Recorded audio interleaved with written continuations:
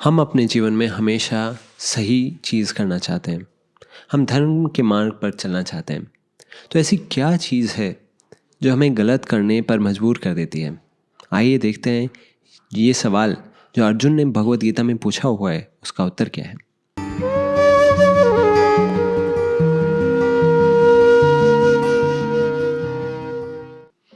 मैं हूं शिवम गीता से। We are here to help you discover your best friend, your true guide and your most valuable asset in life, Bhagavad Gita. ये जो प्रश्न हमारे मन में आता है कि दरअसल क्या ये दो आवाज़ें हैं जो हमारे अंदर बोलती रहती हैं। जब सुबह अलार्म बजता है, हमें पता है उठने पर क्या होगा और नहीं उठने पर क्या होगा। हमने ही वो अलार्म लगाया होता है, लेकिन हमेशा जब भी अलार्म बजता है, एटलीस्ट पहली बार हमारे मन में यही सवाल आता है कि अभी स्नूज़ कर दें या फिर कल से जल्दी उठेंगे। तो ऐसे क्या होता है हमारे मन में, क्या सिचुएशन होती है, क्या द्वंद्व होता है जिससे एक आवाज़ हमेशा हमें बोलती है कि ठीक है अभी छोड़ देते हैं, ये चलेगा, और दूसरी आवाज़ बोलती है नहीं, कुछ करना चाहिए इसके लिए। तो ये क्या कॉन्फ्लिक्ट है जो एग्जिस्ट करता है? अर्जुन भगवत गीता में बहुत रोचक रूप से यही प्रश्न पूछ रहे हैं कृष्ण से। अथ केन प्रयुक्तोऽयं पापं चरति पुरुष अनिच्छन्नपि वाष्णेय बलादेव नियोजिता। कि ऐसा क्या है कृष्ण कि कोई व्यक्ति इच्छा के विरुद्ध, ऐसा लगता है इच्छा के विरुद्ध कार्य करने लगता है। अनिच्छन्नपि पापम चरति पुरुष, वो ऐसा कर देता है जो वो नहीं करना चाह रहा था। तो इसका उत्तर भगवत गीता में ही दिया गया है, उसके अगले ही श्लोक में। श्री भगवान उवाच काम एष क्रोध एष रजो गुण समुद्भव महाशनो महापाप्मा विद्धि एनम इह वेरिणम। कृष्ण यहाँ पर एक ऐसी फोर्स के बारे में मेंशन करते हैं जो हमारे नेचर में एग्जिस्ट करती है, जो भगवत गीता के अलावा कोई और व्यक्ति या फिर कोई और फिलॉसफी उसके बारे में उतनी चर्चा नहीं करती। वो है रजोगुण। तो कृष्ण इंडिकेट कर रहे हैं उस रजोगुण की फोर्स को। काम एष क्रोध एष रजोगुण समुद्भवा, कि ये रजोगुण की जो पावर है उससे दो इमोशंस उत्पन्न हो रहे हैं। वो क्या? लस्ट। लस्ट का मतलब नॉर्मल लेवल से जो हम समझते हैं वो तो है ही, उसके साथ साथ लस्ट का मतलब है कि जो हमें एन्जॉयमेंट देने वाला है, जो हमारे सेंसेस को कंफर्ट देने वाला है, वो है लस्ट। लस्ट और एंगर, और इन दो इमोशंस को अलग से हाईलाइट किया गया है जो ओरिजिनेट हो रहे हैं रजोगुण से। और इनके बारे में आगे क्या बताया जा रहा है? कामेश क्रोधेश रजोगुण समुद्भव महाशनो महापापमा। और ये व्यक्ति के सारे इमोशंस को ओवरवेल्म कर देते हैं कि व्यक्ति डोमिनेट होने लगता है इन इमोशंस के द्वारा। महाशनो महापापमा, और व्यक्ति इस हद तक कार्य कर सकता है जो उसने खुद कभी इमेजिन ना किए हों। महाशनो महापापमा विद्धि एनम इह वैरिणम। और कृष्ण ये भी बोल रहे हैं इसको शत्रु के रूप में समझ लीजिए। ये जो शक्ति है और इस शक्ति से उत्पन्न होने वाले ये जो दो इमोशंस हैं। देखने वाली बात है, ये चीज़ भगवत गीता में हाईलाइट की जा रही है, पर इसका एविडेंस हमें साइंटिफिक फील्ड में भी मिलता है। 1960s में एक साइंटिस्ट थे वॉल्टर मिशेल। उन्होंने स्टैनफोर्ड कैंपस के एक प्री स्कूल में ये सर्वे किया था 4 साल के बच्चों के ऊपर। उन्होंने उन बच्चों को बोला कि आप सबको अभी एक कैंडी मिलेगी, और उस टॉफ़ी को लेने के बाद अगर आप 20 मिनट इंतज़ार कर पाते हैं बिना उसे खाए तो आपको दूसरी कैंडी भी मिलेगी। तो सब बच्चों ने सुना, ठीक है 2 कैंडी मिलेंगी, 1 कैंडी मिलेगी। सब सोच रहे थे। जैसे ही उनके हाथ में एक एक टॉफ़ी दी, एक एक टॉफ़ी को देखते ही बच्चे थे 4 साल के बच्चे थे वो, और क्या एक्सपेक्ट कर सकते हैं हमसे। ज़्यादातर बच्चे उसी की टॉफ़ी देखकर एकदम खा गए, और फिर बोल रहे थे और चिढ़ा रहे थे जिन लोगों ने नहीं खाई अभी तक, ऐसे करके।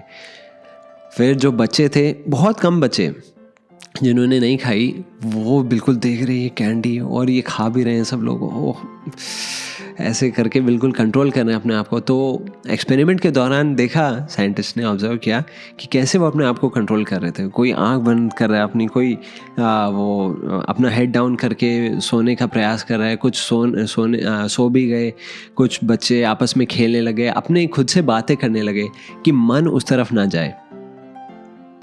और फिर 20 मिनट बाद, 20 मिनट बहुत लंबा समय है एक 4 साल के बच्चे के लिए, पर कुछ स्टूडेंट्स जो इसको कर पाए, जो बच्चे कर पाए, फिर उनको दूसरी टॉफ़ी दे दी गई। ध्यान देने वाली बात है, डॉक्टर मिशेल ने 12 से 14 साल बाद उन सारे स्टूडेंट्स से को मिले और उनका रिकॉर्ड देखा, एकेडमिक रिकॉर्ड और उनका सिविल रिकॉर्ड, कि कैसे वो सिटीजन्स बने, कैसे वो स्टूडेंट्स बने अपने लाइफ में।